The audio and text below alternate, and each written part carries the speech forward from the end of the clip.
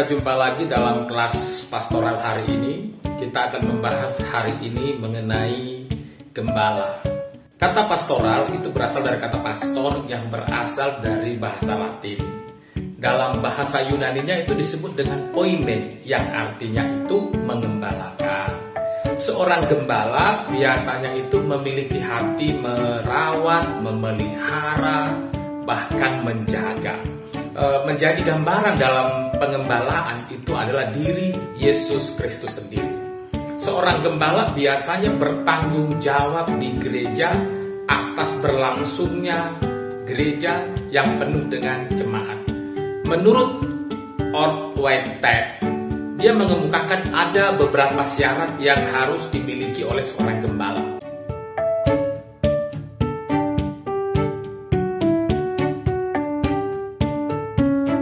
Pertama, seorang gembala dia harus memiliki daya tahan. Mengapa dia harus memiliki daya tahan? Karena untuk merawat, memelihara, menjaga jemaat itu bukanlah perkara mudah. Jika seorang gembala tidak memiliki daya tahan, bisa jadi dia akan meninggalkan pelayanannya. Yang kedua, seorang gembala dia harus memiliki kesadaran akan tujuannya. Bahwa ketika seorang gembala berada ditempatkan di sebuah gereja, dia harus sadar bahwa panggilan dia, tujuan dia ada di sana adalah untuk melayani.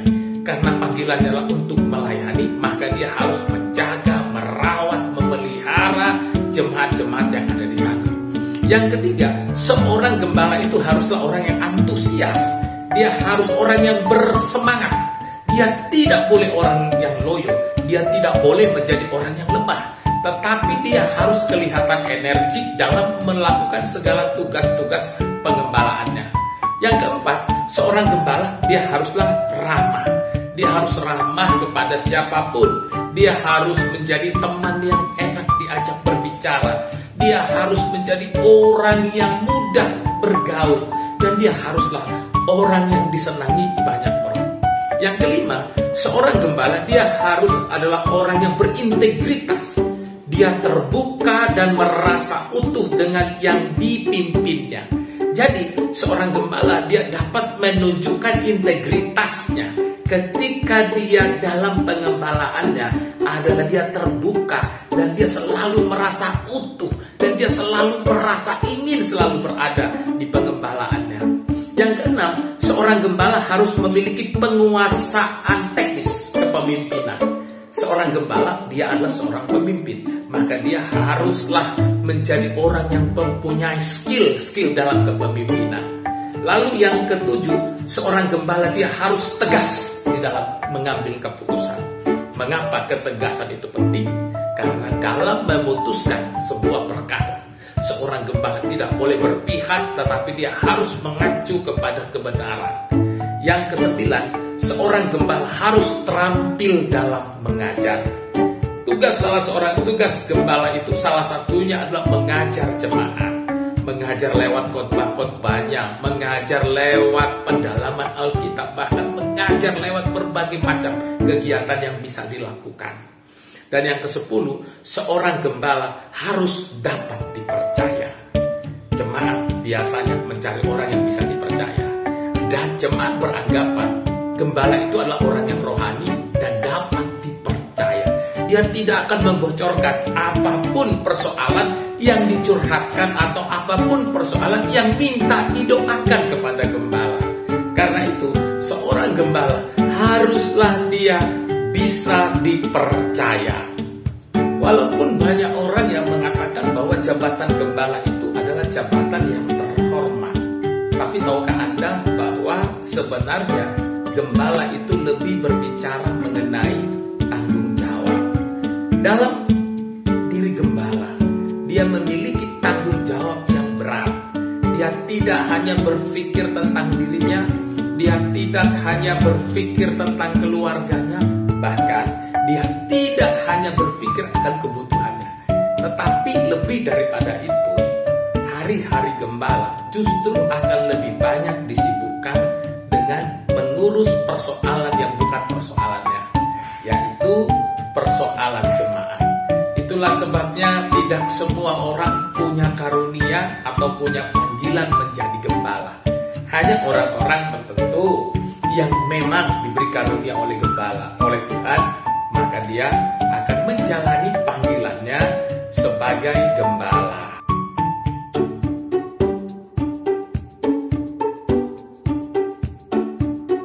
Materi berikutnya adalah gembala di mata jemaat.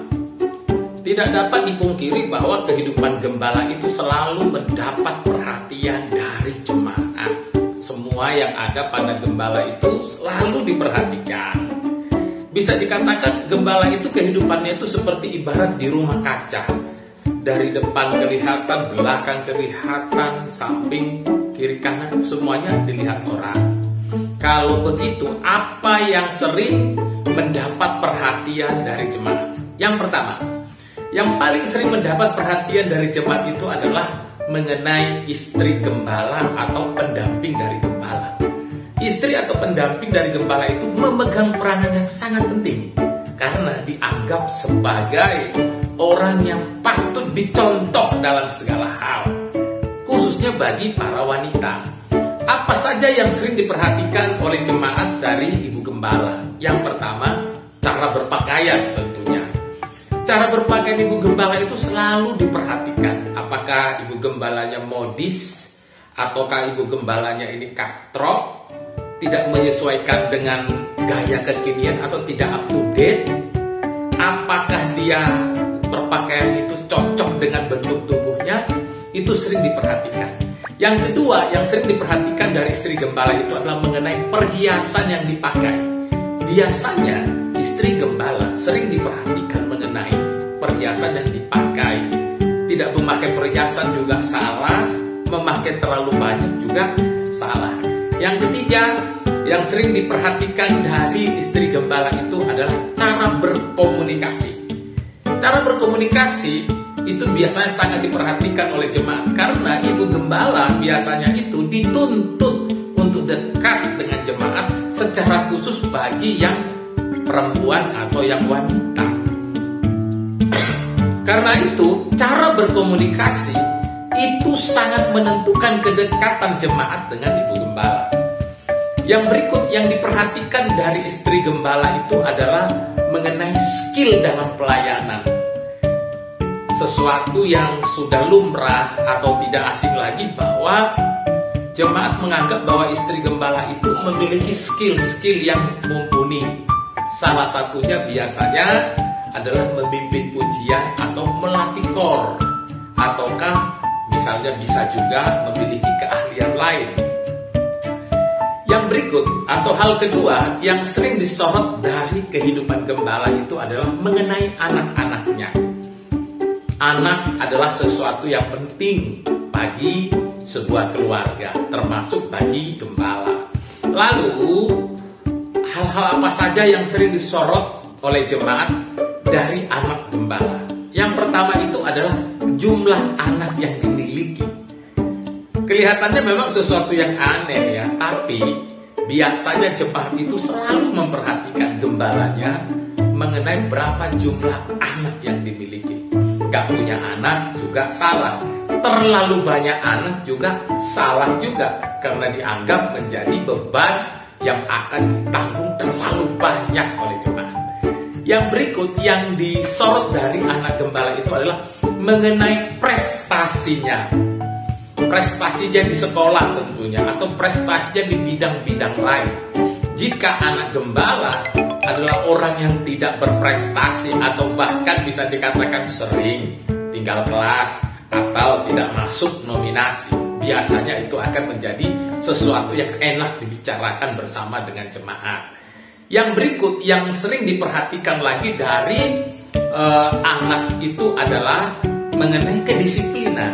Ada orang yang mengatakan bahwa rata-rata anak gembala itu kurang patuh.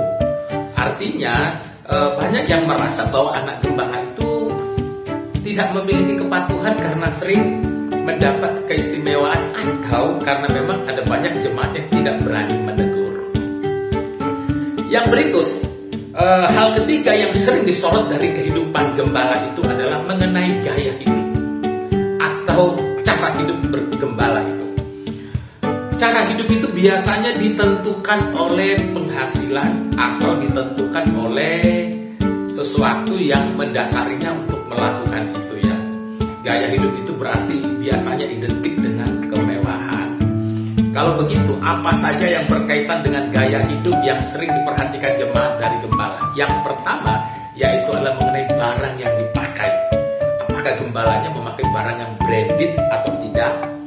Ataukah dia tidak punya apa-apa? Tidak punya apa-apa salah? Terlalu gaya hidup mewah pun salah. Yang kedua, berkenaan dengan gaya hidup yang sering diperhatikan oleh jemaat itu adalah mengenai kekayaan atau harta yang dimiliki. Berapa banyak uang di tabungan, berapa banyak rumah yang dimiliki, berapa banyak aset yang dia miliki, itu juga sering diperhatikan. Berapa banyak mobilnya, berapa luas tanahnya, berapa banyak rumahnya, itu juga sering diperhatikan. Dan yang terakhir, dari gaya hidup ini yang sering diperhatikan oleh jemaat itu adalah kebiasaan bepergian atau liburan. Apakah gembalanya suka liburan ke luar negeri atau tidak? Ataukah tidak pernah liburan? Bagi gembala-gembala yang suka liburan ke luar negeri, biasanya akan menjadi sorotan bagi jemaat dan berpikir mereka hidup bahagia, mereka hidup penuh dengan kesukaan, tetapi ada banyak orang yang kekurangan. Dari sini kita bisa melihat ternyata tidak mudah menjadi gembala.